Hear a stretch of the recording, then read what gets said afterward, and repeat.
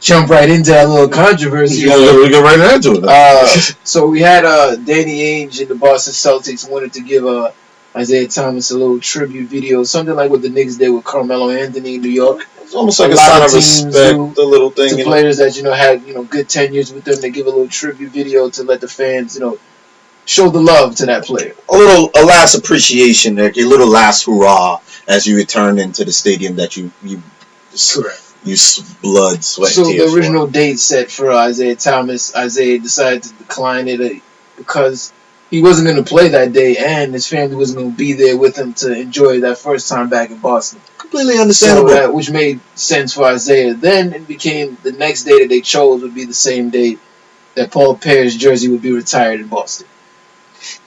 That became a problem because Paul Pierce did not feel comfortable sharing his special occasion with another player or another spotlight. Mm-hmm. So it's become a controversy in which Boston might not do it again. Well, it's kind of hard unless they see him in the playoffs. Correct. Because this is the only last game they have for the regular season, whereas this will be at minimum. Yeah. I don't know the Boston schedule. Yeah. Minimum of 30 extra home games for the remainder of the season, where they can choose any one of those days to retire the jersey of Paul Pierce. Correct. But the one day that they decide, Paul Pierce refused to share the day, so Isaiah Thomas, being the bigger man, I guess, and understanding that, hey, he's been cheated on a lot. Yeah. Hey, what's one more? Correct. So let me just take myself away from this situation and let him enjoy his retirement. Correct. I mean, and it's one of those situations where it started off with good intentions, but then it just went into it just got real ugly. It just went wrong. Like it just got ugly. It started off with good intentions. I feel like Paul Pierce is acting a little bit petty here. Mm-hmm. I think that sit away with a little bitch. Oh yeah, most definitely. I think that Boston, not even Boston. I think Isaiah Thomas deserves a tribute there. Now I know he never won a championship there. He didn't spend 10 years there. But for the years that he was there, Isaiah was clearly the franchise player there. Mm-hmm. He got them a conference championship as in the best record of the Eastern Conference last year. He got them to the conference finals. He broke the record for the most points in the fourth quarter for an entire season, which for a 5'9", 5'8" player is amazing considering the Michael Jordans, the Wilt Chamberlains, and the other supreme players. He broke that record. He broke a tooth. I mean, also broke a tooth during the playoff run in which they won that series under Isaiah balling out. Mm-hmm. He lost his sister during the playoff run and still was able to contribute and win games. Had an amazing series against the Washington Wizards. And then for him to be traded the way he was traded, I think he did deserve a tribute at some point. Now, the fact that the most ideal opportunity to do it didn't work out because Isaiah wasn't able to play and really participate in the tribute. Mm-hmm. I just don't think it's fair for it to play out this way. And then just to put Isaiah Thomas up against Paul Pierce, I think Paul Pierce should do a little bit looking in the mirror now. Just if you want to base each other's careers on what they did for Boston. Now, I don't think Paul Pierce was ever a franchise player for the Boston Celtics during his entire time there, truthfully. So in his first few years there, the franchise player was really Antoine Walker. Antoine Walker was the star all-star, and the ball went through him. Now, when they got rid of Antoine Walker, it was to allow Paul Pierce to be the guy. During those years, the Celtics struggled to the point where they even got a top 5 pick that they eventually flipped and traded to Seattle in Jeff Green for Ray Allen. And Ray Allen now becomes the most talented player that Paul Pierce ever played with, a legend in his own right at that time. So to say that now Paul Pierce is the franchise of Boston, he never did anything at that time. Where Ray Allen had already been to separate conference finals, already been a perennial all-star on a franchise player in Seattle. So instantly, you're not the best player on that team. It's truly Ray Allen.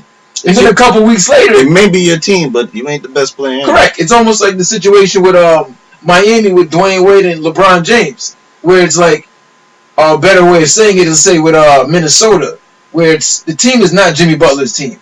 It's either Wiggins or Karl-Anthony Towns that is based around.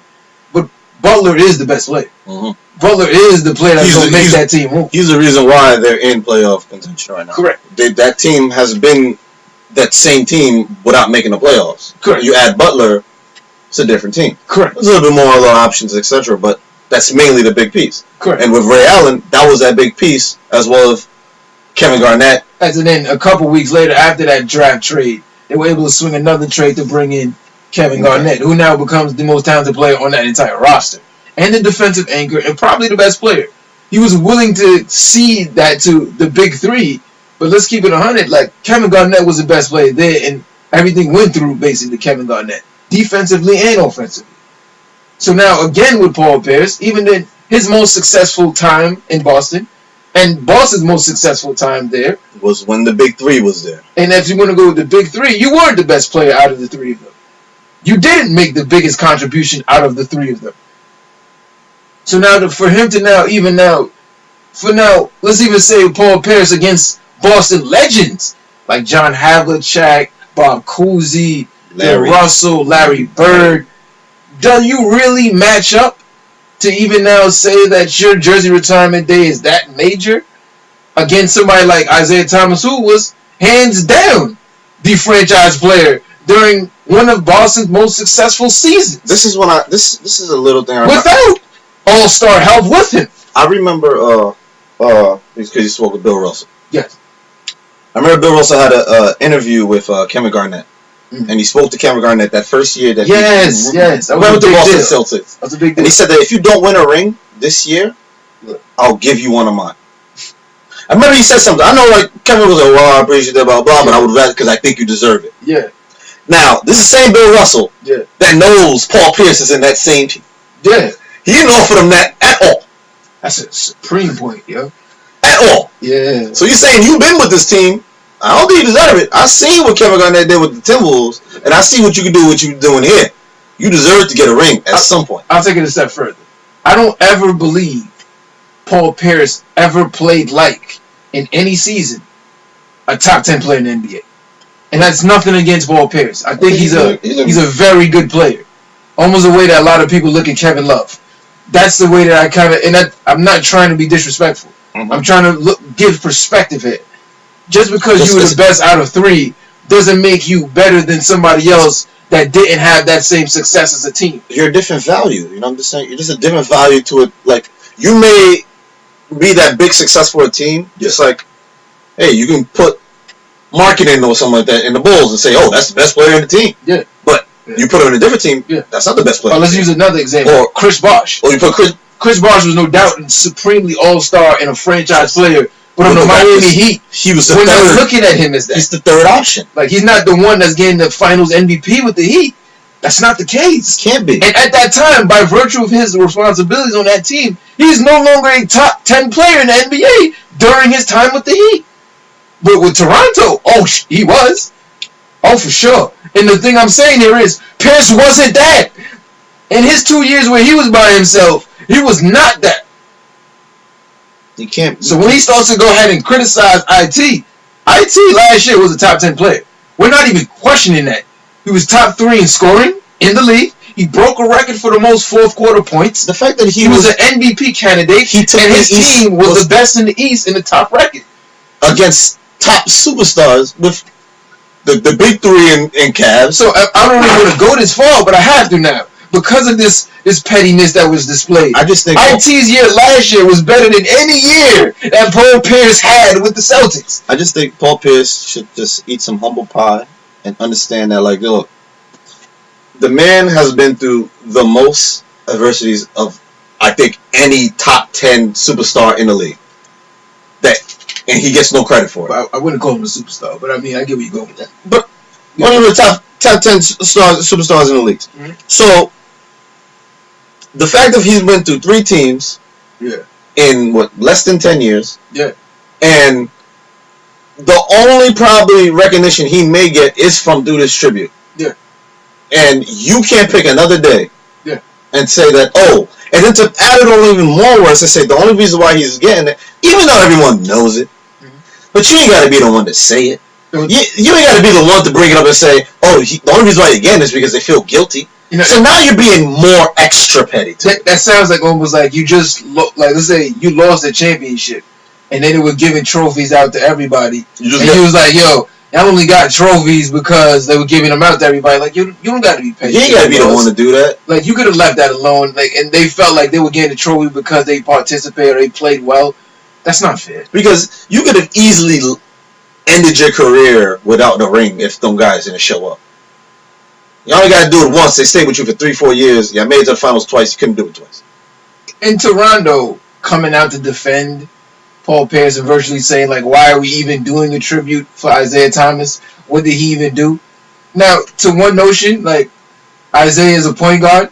Rondo was a point guard for the Celtics. It could have something to do with him not being recognized, but I think Rondo did get a tribute when he came back to Boston at one point, but he also won a championship there. So there's a point for him to say that I won a championship here. I was celebrating for the championship. And also, Rondo is one of the most unlikely. You know what I mean? So, you didn't even expect the most kindest thing come out of his mouth in the first place. But, yeah. All I'm just saying is, eat some humble pie, man. There's 30 other games in the season that you could pick to hang your jersey behind all the other greats. That's probably... that just sounds bad. But just to hang your jersey up there, you can pick any freaking game. I'm just looking at it like, you had 41 home games. Cleveland plays in Boston twice. That's 39 available games. You know what you know that kid that gets 100 toys? Yeah. And then that friend comes over and they say, "Oh, let me see that truck," and then they grab it like, "No, I'm playing with that." That's what you just did, Paul Pierce. That's what you just did to Isaiah. The poor kid came in with one freaking shoe on, and you grabbed the truck from him and said you're playing with it. Correct. I mean, that's what I'm saying. That's why it feels very petty. I want to say shout out to Jalen Rose for cleaning that up live on TV on ESPN. That was a great job. Jalen Rose does an amazing job. I think he needs to win an award. Like, if they had an all-star of, like, sports pundits out there, he's an all-pro. You know what I mean? He's a runner-up.